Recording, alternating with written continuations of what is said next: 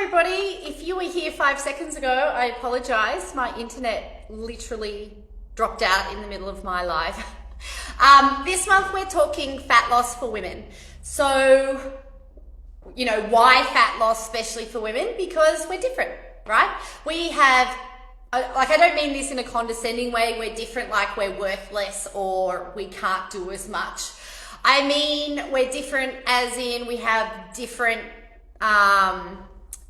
dominant hormones circulating our body, which will respond to the same stimulus in different ways. Okay, so what I'm hoping with this topic for the next month is that we can bust some myths and we can start creating an environment inside your bodies where a healthy weight is comfortable and possible. So even though I've called this fat loss for women, I don't mean it in the sense that we're all going to get skinny and ripped and look a certain way.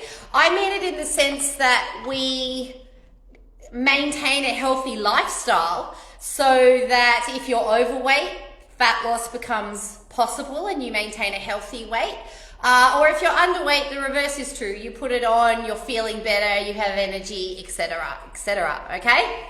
So this is not a well-researched area, but we do know, as I said before, women will, their bodies will react differently to the same set of circumstances. So when many of our current diets to date have been researched predominantly on men, it makes it difficult to apply that same concept to women because, for example, fasting, we don't respond the same to restrictive diets and restrictive calories to men. We actually get quite stressed internally, and that can actually not definitely, but it can sabotage our fat loss goals.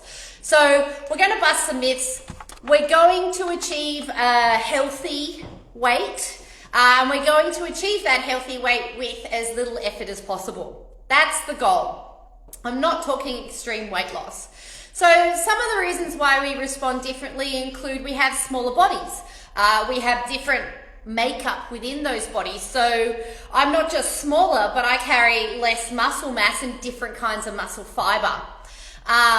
In the pregnancy and postnatal period, sleep deprivation is a really major disruption to our blood sugar, our hormones, and that can affect how we think, how we feel, how we eat.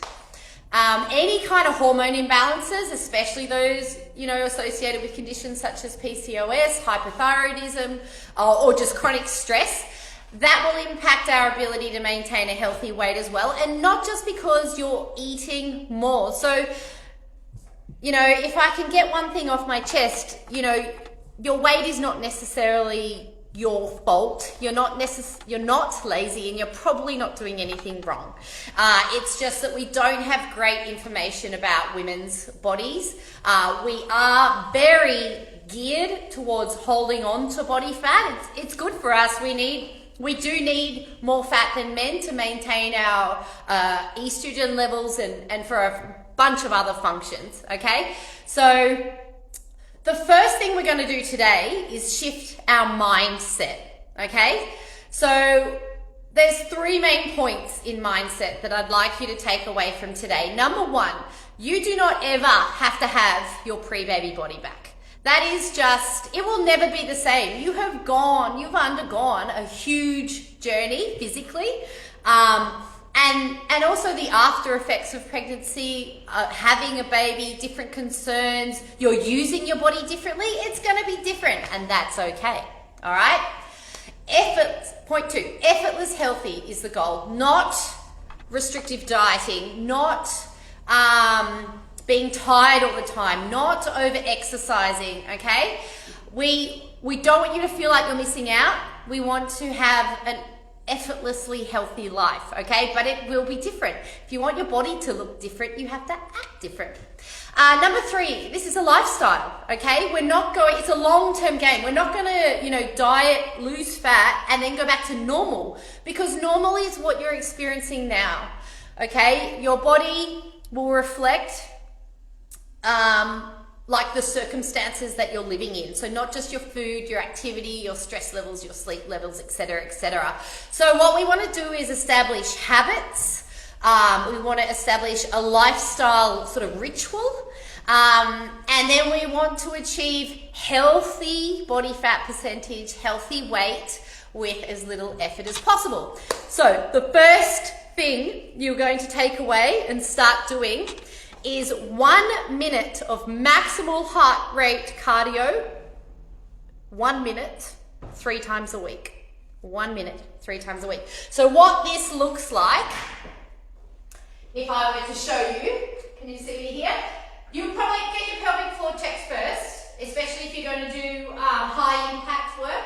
But if this sort of thing gets your heart rate up, 1 minute to lung busting, explosive, 100% effort, and then stop, you're done, go home, meditate, relax, okay? A lower impact version is this, okay? Fast as you can, moving the arms, moving the legs. It's also better with the power plate because you're pushing down.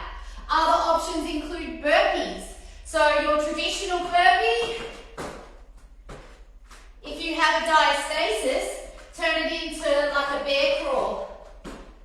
But it should still get your heart rate out. If you have pelvic floor dysfunction, don't jump. Okay? 20 seconds times 3 or 1 minute, as hard and as fast as you can possibly go after having gotten your pelvic floor checked. Then 3 times a week. That's it. That's all we want to do. Any other exercise for now, you want to be wants to be things that fills your cup. So walking with friends, you know, if you're a fan of netball and you like playing with your team, that sort of thing. And remember, this advice, it's just for general people like me, not for athletes, not for someone who's training for a specific goal. So good luck with that 1 minute, 3 times a week, and I'll have 3 more pearlers for you going forward this month. Adios.